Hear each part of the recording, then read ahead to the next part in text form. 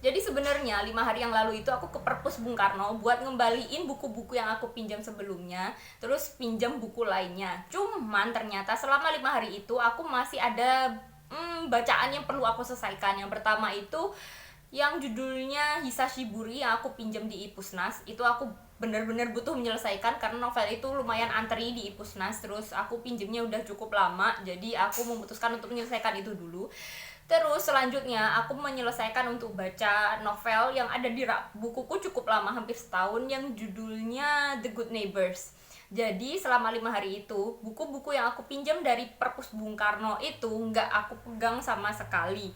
Terus kemarin itu kan aku baru selesai baca novel The Good Neighbors itu sore hari kalau nggak salah. Terus niatnya kan aku malam mau melanjutkan untuk baca yang aku pinjam dari Perpus Bung Karno karena waktunya udah kayak mepet gitu loh, kan aku udah gak baca ini selama 5 hari, berarti kan waktu untuk pinjamku tinggal sedikit lagi. Cuman ternyata malam itu aku ngantuk parah. Itu mungkin karena efek beberapa hari sebelumnya. Dalam waktu beberapa hari itu aku benar-benar susah tidur. Tidur itu kayak tidur ayam, kayak susah banget gitu loh. Terus pada akhirnya ngefek ke tadi malam itu, setelah maghrib itu kayaknya badanku capek, terus mataku udah pedes dan aku udah gak bisa fokus untuk membaca atau bahkan melakukan hal apapun. Jadi aku memutuskan untuk semalam itu untuk istirahat aja, dan aku tidur itu jam 8, padahal biasanya aku tidur itu di atas jam 10, sekitar jam 11, jam 12, bahkan kadang jam 1 kalau emang benar-benar gak bisa tidur. Jadi 5 hari yang lalu itu aku pinjam buku yang judulnya Funicula dari siapa namanya? Dari Toshikazu Kawaguchi. Ini sebenarnya aku juga baru tahu ketika aku pegang novel ini, bahwa novel ini sebenarnya kalau secara internasional judulnya adalah Before the Coffee Gets Cold. Dan aku nggak ngerti kenapa dalam bahasa Indonesia di cetakan bahasa Indonesia itu judulnya diganti jadi Funicula. Aku nggak ngerti gitu loh, kenapa nggak pakai judul yang biasanya dipakai sama orang-orang internasional. Jadi biar kita lebih gampang untuk untuk mengenali buku ini. But ya udahlah, itu bukan masalah besar. Jadi ini menceritakan kisah tentang sebuah kafe ajaib yang ada di Jepang. Kafe ajaib ini menyediakan kopi ke orang-orang yang datang ke sana, yang mereka itu ingin kembali ke masa lalu untuk kayak mengulangi masa lalunya. Cuman di situ ada sebuah peraturan bahwa mereka hanya bisa kembali ke masa lalu itu tanpa mengubah masa depan. Terus selain itu mereka juga meminum kopi itu sebelum kopi itu menjadi kopi yang dingin. Jadi makanya judulnya adalah Before the Coffee Gets Cold. Terus habis itu juga mereka tidak boleh berdiri atau berpindah dari kursi mereka duduk. Jadi aku belum tahu ceritanya bakalan seperti apa. Terus kemudian ada Dongmu. Dongmu ini menceritakan tentang penyelidikan dari seorang peneliti dari Indonesia yang berusaha untuk mencari di mana keberadaan hulu ledak nuklir yang katanya sedang disediakan sama Korea Utara untuk menyerang Korea Selatan. Jadi segitu sih.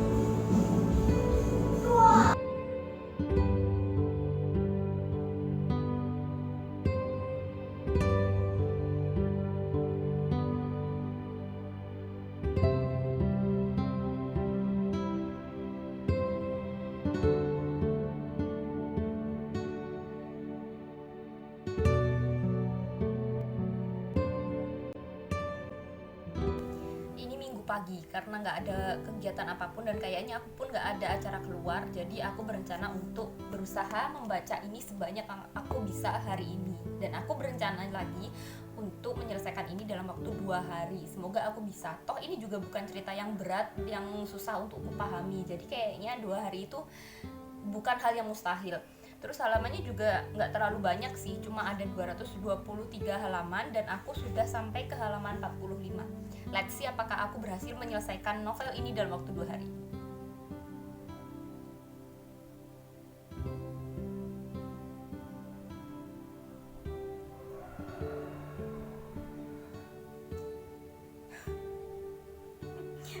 Ini wajahku benar-benar setelah aku bangun tidur, cuma sholat subuh terus habis itu aku bikin kopi terus mulai membaca. Jadi ini benar-benar pagi banget. Ini belum ada jam 6 BTW.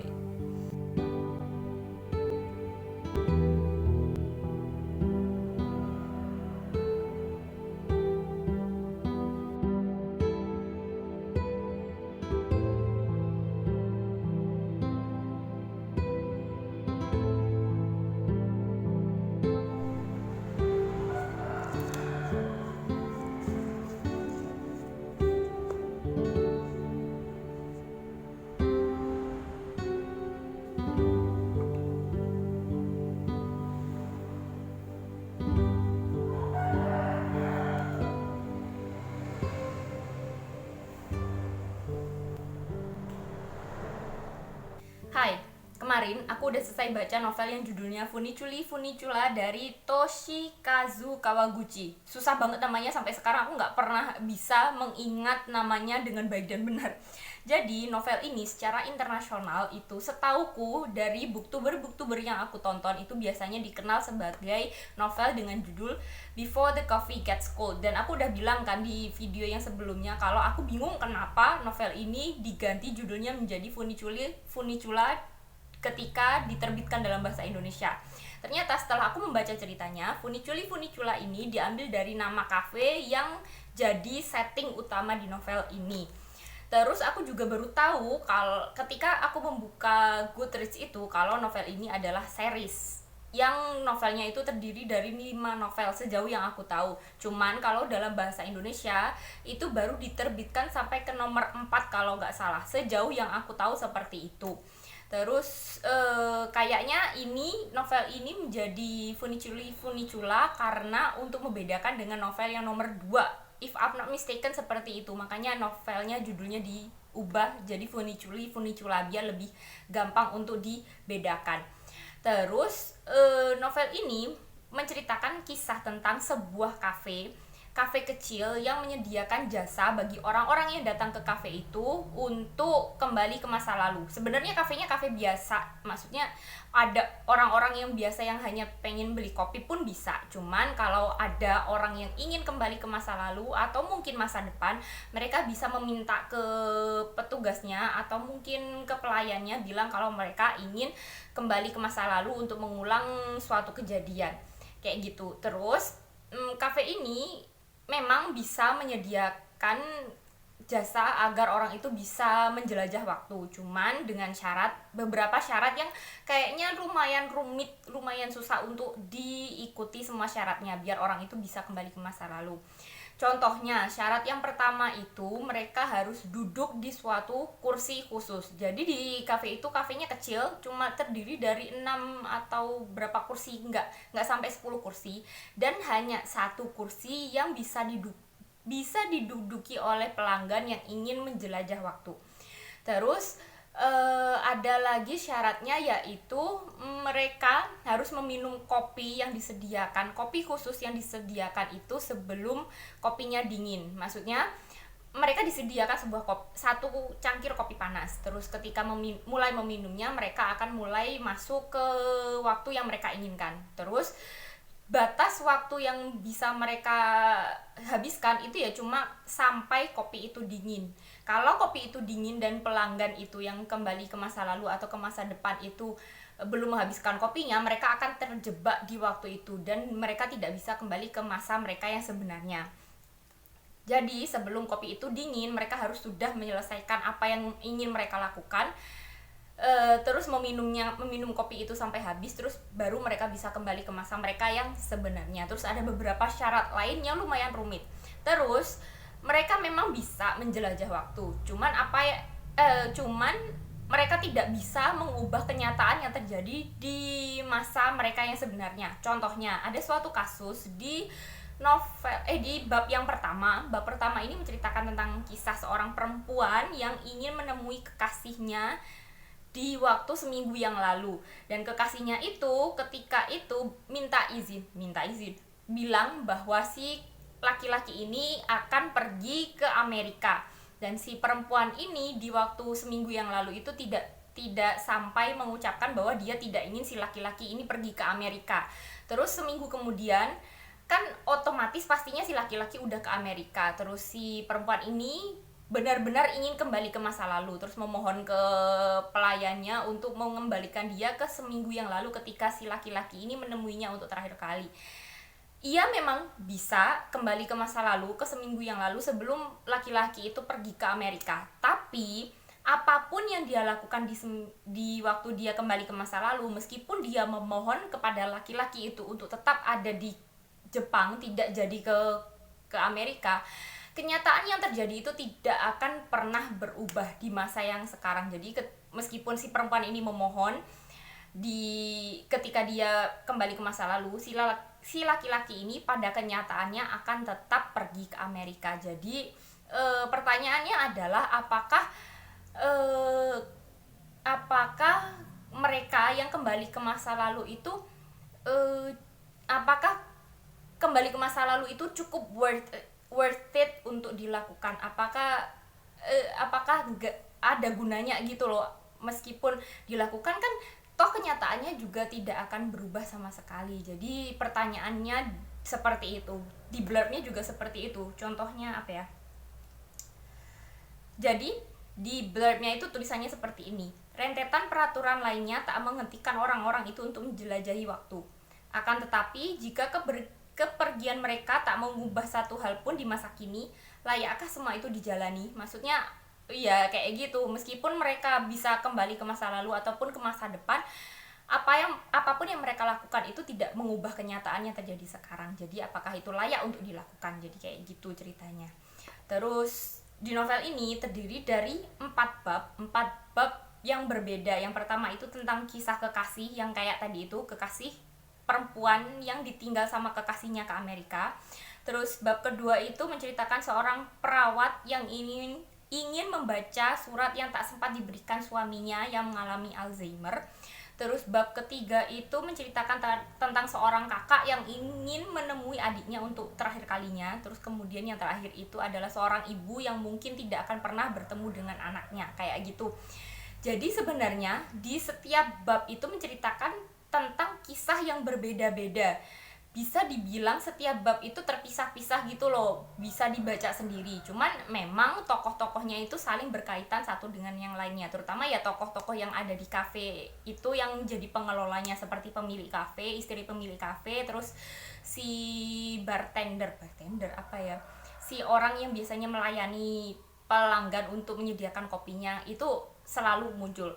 Terus memang orang-orang yang itu ya emang tokoh utama di kafe, cuman di setiap babnya itu kan kisahnya berbeda-beda, jadi tokoh utama dari setiap bab itu juga berbeda-beda. Terus aku juga menandai beberapa hal di sini, yaitu contohnya adalah aku biasanya menandai tokoh-tokoh yang mungkin penting di setiap bab. Jadi kayak yang pertama itu si kekasih, terus yang kedua itu si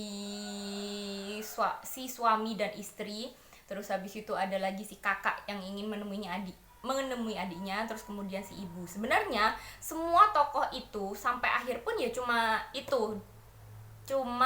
ya orang-orang itu, tidak ada orang-orang baru yang biasanya muncul. Jadi dari bab pertama pun orang-orang yang sampai akhir itu tetap ada gitu loh.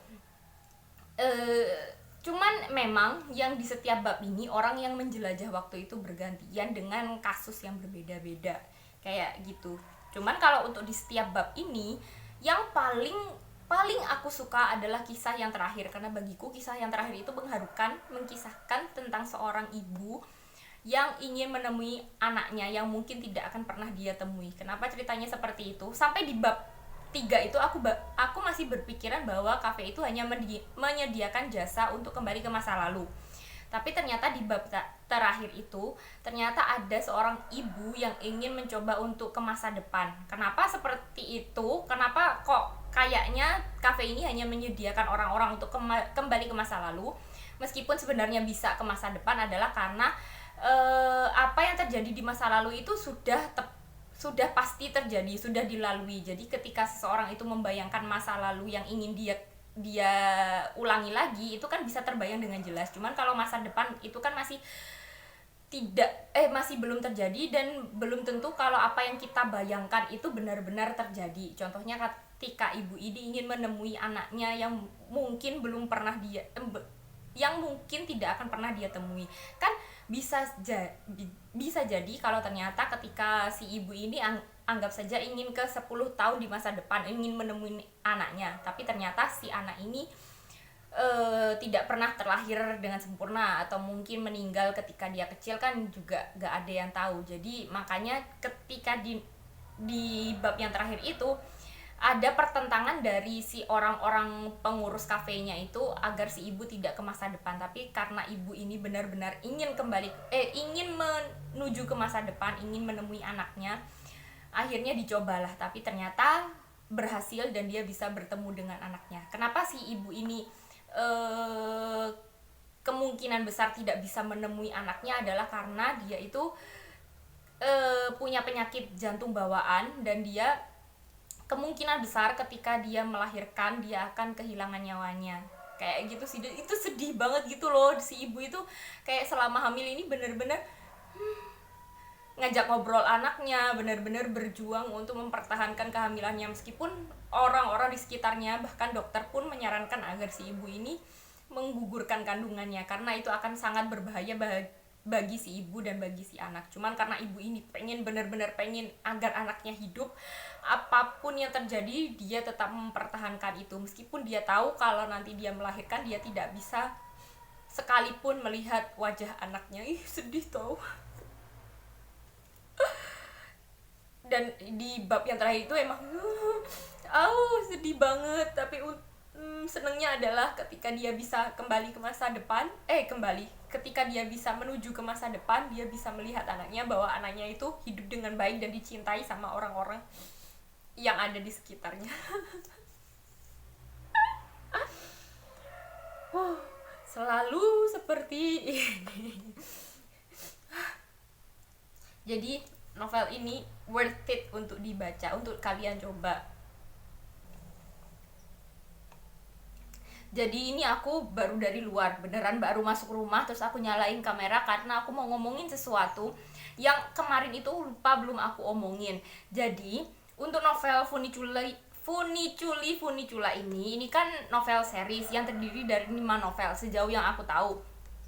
Tapi kayaknya kalaupun kalian gak baca semua novelnya atau gak baca secara berurutan, itu bukan jadi masalah yang besar kurasa. Meskipun memang lebih baiknya kalian membacanya itu secara berurutan dari 1, 2, 3, sampai 5. Kenapa? Karena berdasarkan apa yang aku baca di novel yang nomor 1 ini kan terdiri dari 4 bab. Dan di setiap babnya itu fokus ke cerita yang berbeda-beda. Jadi kayak semacam cerpen gitu loh, bukan cerpen juga sih karena emang panjang. Cuman dari bab pertama, bab kedua, bab ketiga sampai keempat itu ceritanya fokus ke orang yang berbeda dengan kisah yang berbeda. Jadi kayak terpisah, tapi kalau dibilang terpisah banget juga enggak, karena memang tokoh-tokohnya itu kembali muncul di bab-bab berikutnya. Jadi rasanya itu kayak apa ya, jadi kayak baca cerita yang terpisah gitu loh. Dan kurasa prediksiku adalah di novel-novel yang berikutnya pun seperti itu. Jadi kalaupun kalian membacanya langsung di novel nomor 3 gitu, anggap aja itu bukan jadi masalah besar, tapi memang lebih baik membaca dari yang awal. Kenapa? Karena ada kayak semacam dasar-dasar ceritanya, dasar-dasar pengenalan tokohnya di bab atau novel yang sebelumnya untuk masuk ke bab berikutnya atau ke novel berikutnya. Jadi seperti itu. Kalaupun kalian membaca langsung ke nomor yang nomor 2 atau nomor 3 tanpa membaca yang novel nomor 1 atau yang sebelumnya, itu nggak jadi masalah besar. Terus juga novel ini di Gramedia itu dimasukkan dalam kayak series Asian Literature yang terdiri dari banyak novel kayaknya. Cuman sejauh ini yang aku baca itu baru 3 novel. Yang pertama itu aku baca yang judulnya Pasta Kacang Merah. Ini juga sama, seriesnya sama, Pasta Kacang Merah. Terus habis itu yang kedua itu sebelumnya aku baca Wizard Bakery. Terus habis itu baru yang Funicula ini.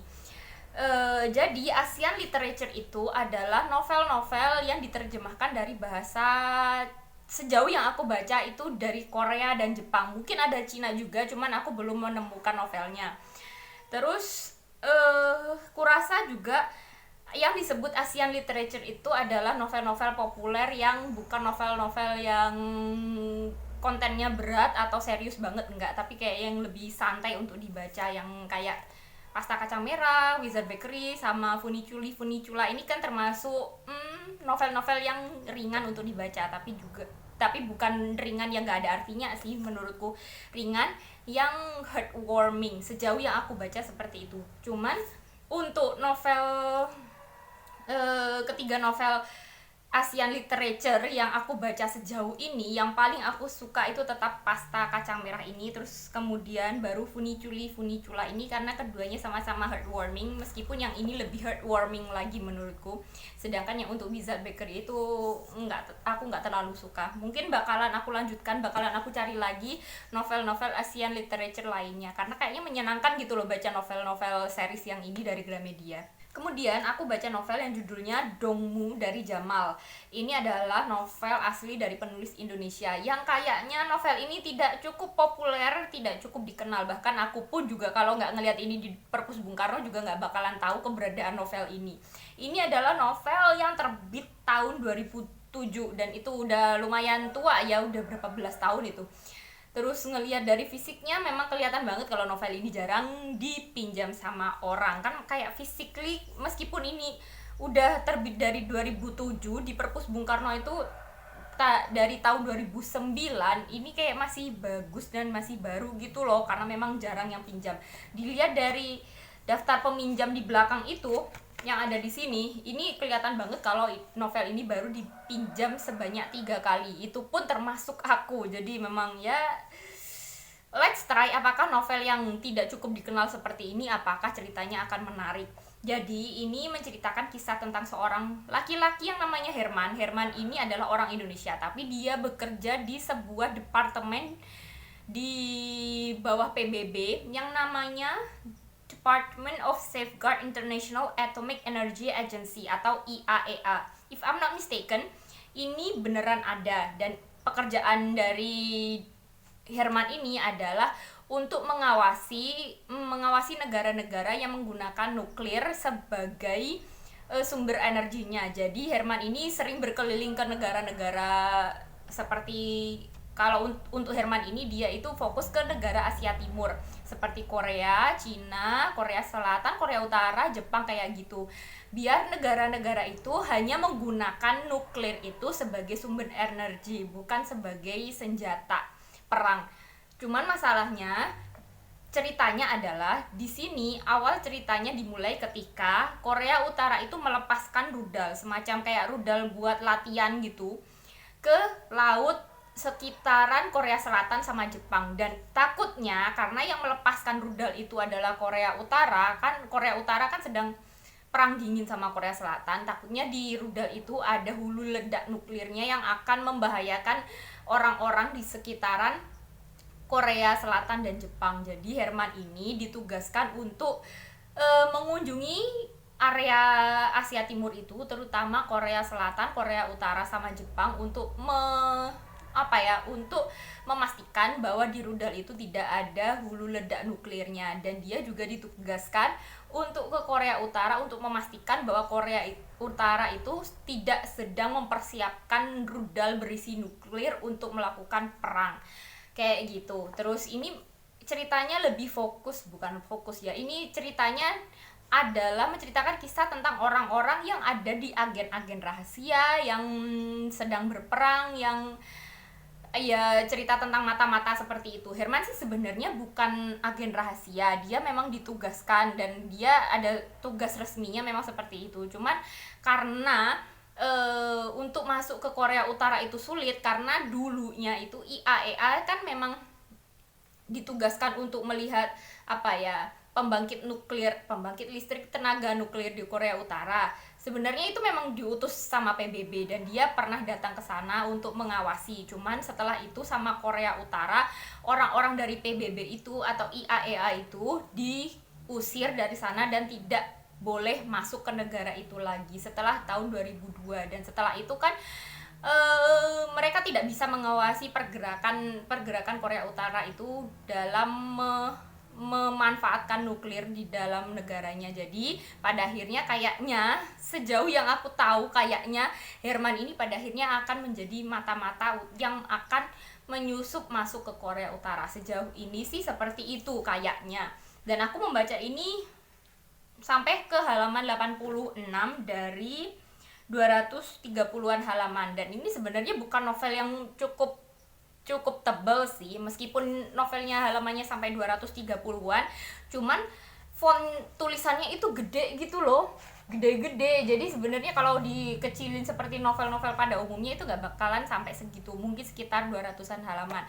Cuman aku membaca ini cukup lama gitu loh. Kenapa? Karena novel ini memasukkan unsur-unsur informasi-informasi cukup penting tentang masalah rudal, tentang PBB dan organisasi-organisasi lain yang mengatur tentang nuklir. Terus juga ada tentang pembangkit nuklir, jenis-jenis rudal juga ada, dan aku agak bingung dan butuh waktu untuk bisa menyerap informasinya dengan baik biar aku bisa memahami jalur ceritanya seperti apa. Jadi aku membaca ini kurasa cukup berat karena memang aku awam sama hal-hal seperti itu. Cuman nggak tahu sih aku bakal menyelesaikan ini atau enggak karena waktu pinjamku tinggal 2 hari dan itu berarti aku kurang untuk membaca sekitar 150-an halaman lagi. Semoga aku bisa menyelesaikannya sih.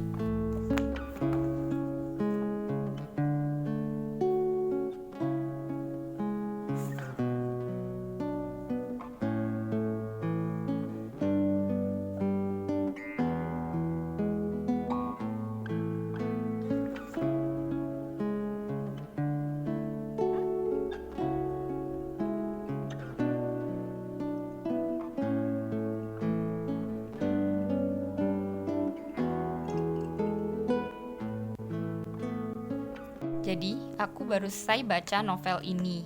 Besok itu memang jadwalku untuk ngembaliin. Jadi ini kayak pas gitu loh waktunya untukku menyelesaikan. Dan aku mau ngebahas satu hal kecil yang bagiku agak mengganggu di otakku, yaitu gaya penulisan dari penulis novel ini. Penulis novel ini tuh sering banget pakai tanda seru.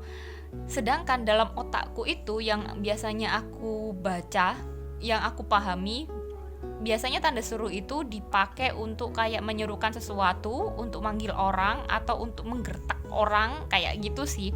Terus biasanya digunakan di kalimat-kalimat dialog langsung gitu loh.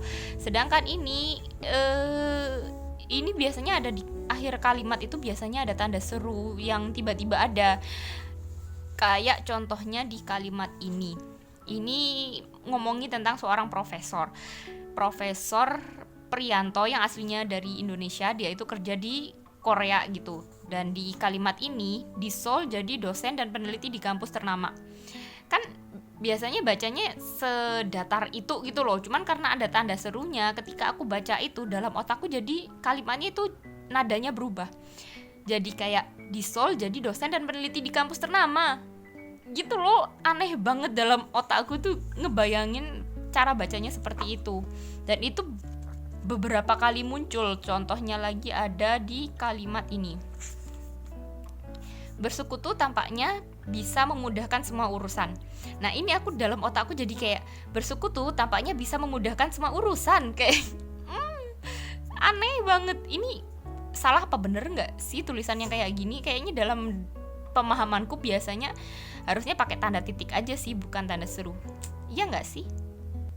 Hai, ini udah sekitar 3 minggu setelah aku bilang bahwa aku sedang membaca novel yang judulnya Dongmu dari Jamal. Sebenarnya aku udah bikin footage ketika aku selesai membaca, yang aku bilang kalau aku udah selesai, terus habis itu ada beberapa bagian yang bagiku mengganggu dari cara penulisan si penulis tentang novel itu. Cuman habis itu kan aku nggak bikin review lengkap apakah aku suka atau nggak suka dan kenapanya dari novel itu, karena memang selama 3 minggu ini eh, ada acara di rumahku.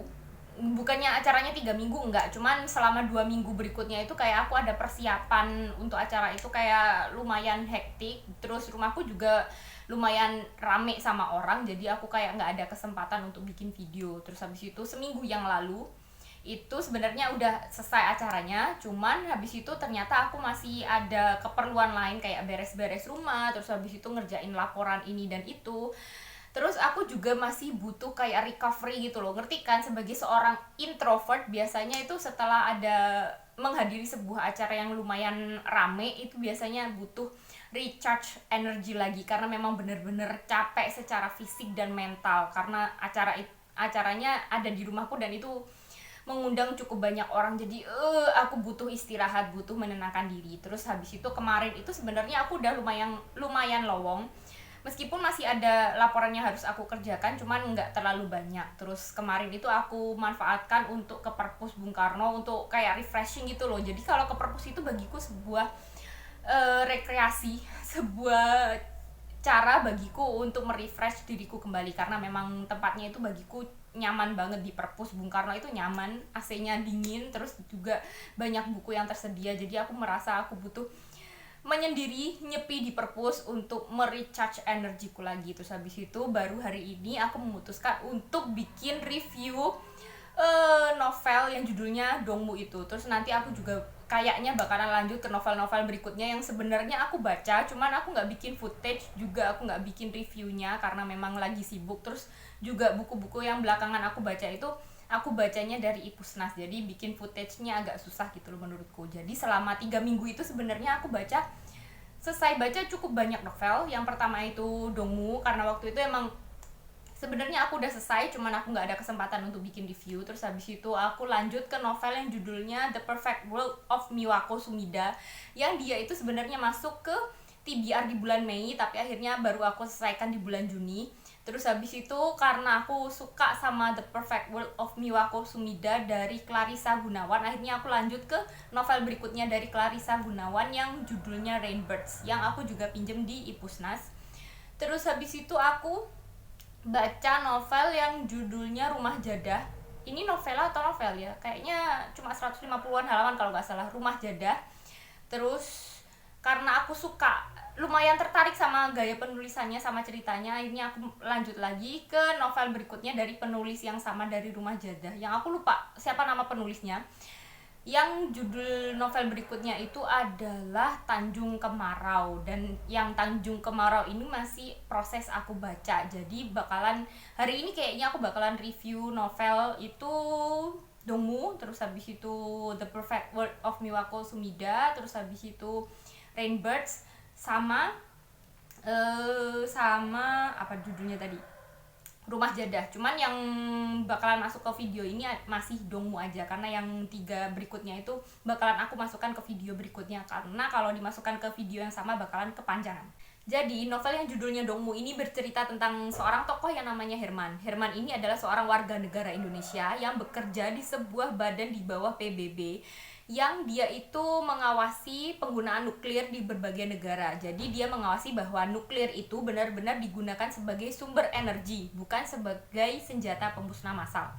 Terus pada suatu hari, temannya Herman yang seorang agen CIA itu ditangkap sama pihak Korea Utara, dan pihak Korea Utaranya itu meminta Herman untuk membawakan semacam tebusan berupa uranium atau bahan baku pembuatan nuklir ke Korea Utara. Nanti kalau Herman sudah berhasil membawa uranium ke Korea Utara, temannya Herman ini bisa dilepaskan, kayak gitu. Terus selama misinya itu, Herman kan nggak mungkin bekerja sendiri kan. Korea Utara adalah negara yang menakutkan dan kejam, dikenal seperti itu. Jadi Herman ini untuk menyelesaikan misi itu, dia itu dibantu sama berbagai macam pihak dan negara. Yang pertama itu adalah tentara Amerika, karena kan yang orang yang ditangkap itu agen CIA dari Amerika. Terus habis itu ada juga intelijen Korea Selatan, karena kan memang Korea Utara dan Korea Selatan kan bermusuhan. Terus juga selain itu Korea Selatan sama Amerika jadi kan berteman, jadi otomatis Herman itu dibantu juga sama pihak Korea Selatan dan Amerika. Terus ada juga temannya Herman yang seorang profesor mikrobiologi dari Indonesia yang bekerja di sebuah universitas di Korea Selatan. Dia juga pengen ikut untuk menyelesaikan misi itu. Sebenarnya dari awal pun aku nggak terlalu tertarik sama ceritanya. Menarik sih, cuman ini bukan genre yang biasanya aku baca gitu loh. Cuman kan aku berpikir bahwa sekali-sekali aku membaca sesuatu yang di luar zona nyamanku. Terus juga cerita-cerita seperti ini bagiku kayak jarang gitu loh ditulis sama penulis Indonesia. Jadi aku ya apa ya, nyoba aja, kali aja yang ini ternyata menarik kayak gitu sih. Terus ternyata setelah aku membaca, aku merasa sampai akhir pun aku tetap gak terlalu suka. Ini sebenarnya bukan cerita yang benar-benar jelek banget, enggak. Cuman mungkin karena memang satu bukan seleraku, terus habis itu aku juga ngerasa kayak kurang merasa ketegangan ketika aku membaca novel ini. Pertama, cerita ini untuk persiapan si Herman sampai dia benar-benar menjalankan misinya itu kayak ribet banget gitu loh.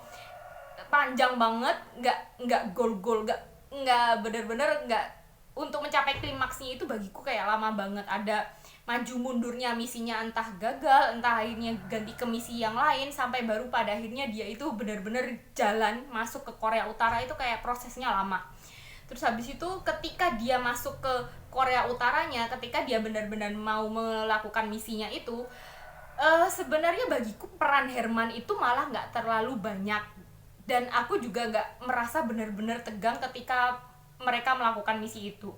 Karena bagiku sebenarnya misi ini bisa dijalankan, bisa akhirnya dilakukan dan berhasil itu karena satu tokoh yang bagiku cukup konyol dan cukup dipaksakan untuk masuk ke sini. Yang itu seorang tokoh yang profesor itu, yang dia itu ternyata membawa beberapa macam percobaannya yang berupa bakteri dan virus, yang ternyata malah bakteri dan virus itu yang benar-benar membantu Herman untuk bisa menyelesaikan misi. Jadi ini kayak ceritanya itu agak konyol bagiku karena apa yang dilakukan si profesor ini, misi ini jadi kayak terlalu gampang untuk diselesaikan. Jadi aku ngerasa konyol aja, ini tokoh maunya jadi kayak apa ya, seorang tokoh profesor gila gitu loh. Biasanya kan ada kan troops ada seorang profesor gila yang melakukan sebuah misi rahasia kayak gitu. Jadi feel-nya seperti itu. Cuman aku ngerasa bahwa malah ketika dia melakukan percobaan, malah ketika dia ikut misi ini jadi berasa kurang menegangkan menurutku. Jadi aku ngerasa novel ini nggak terlalu bagus. Terus juga endingnya kayak agak lama. Setelah mereka menyelesaikan misi itu masih ada cerita yang lumayan panjang di belakangnya. Jadi kayak ini endingnya cukup cukup panjang dan nggak terlalu penting-penting banget gitu loh menurutku bagian akhirnya. Cuman ketika aku membaca novel ini, meskipun aku nggak terlalu suka sama ceritanya, meskipun bagiku misinya ini akhirnya diselesaikan dengan cara yang konyol dan nggak masuk akal dan kurang tegang, ada beberapa bagian yang bagiku cukup ngena bagiku, yaitu ketika si Herman ini ngobrol-ngobrol dengan si profesor ini menceritakan mereka itu sedang ngobrolin tentang Indonesia. Kan mereka kan adalah orang Indonesia tapi yang bekerja di luar negeri. Terus mereka itu ngobrolin tentang Indonesia, tentang situasi politik dan keadaan di Indonesia. Yang ngena bagiku adalah ketika profesor ini ditanya kenapa dia nggak pulang aja ke Indonesia. Toh dia udah apa ya, sukses gitu loh di Korea Selatan, udah jadi profesor yang hebat. Kenapa dia nggak pulang ke Indonesia terus melakukan penelitian di Indonesia? Tapi si profesor ini menjawab bahwa kalaupun dia pulang, kayaknya ilmu yang dia dapat dan apa yang akan dihasilkan itu nggak bakalan benar-benar dihargai di negara ini, di Indonesia. Karena kayaknya di Indonesia itu pekerjaan sebagai ilmuwan atau profesor atau seseorang yang melakukan sebuah penelitian itu nggak terlalu dihargai dan nggak terlalu dimanfaatkan. Kalaupun akhirnya mereka bisa menghasilkan sesuatu, biasanya kan yang membeli membeli hasil penelitian mereka itu adalah orang-orang dari luar negeri, sedangkan di Indonesia itu kayak nggak terlalu diperhatikan. Terus habis itu juga ada komen dari Herman itu yang sedikit menyinggung tentang seorang presiden di Indonesia yang agak lumayan kejam ketika dia itu tidak menyukai lawan politiknya. Terus si lawan politik itu akhirnya ditugaskan ke luar negeri atau dijadikan kayak duta besar di luar negeri biar mereka itu bisa menyingkir dari negara Indonesia. Terus akhirnya si presiden ini bisa menjadi pemimpin yang lebih tenang karena lawan politiknya udah dia singkirkan. Kayak gitu sih. Jadi novel ini aku nggak terlalu suka, tapi mungkin kalau kalian yang suka baca cerita-cerita tentang misi rahasia atau mata-mata, mungkin kalian bakalan cukup tertarik untuk membaca novel ini, karena bagiku novel-novel yang seperti ini jarang ditulis sama penulis Indonesia. Jadi sekian, ini aja dulu. Habis ini aku kayaknya bakalan lanjut ke pembahasan tentang novel-novel berikutnya yang aku baca selama 3 minggu ini. Sekian, terima kasih udah nonton, terima kasih mau mendengarkan. See you next time, goodbye.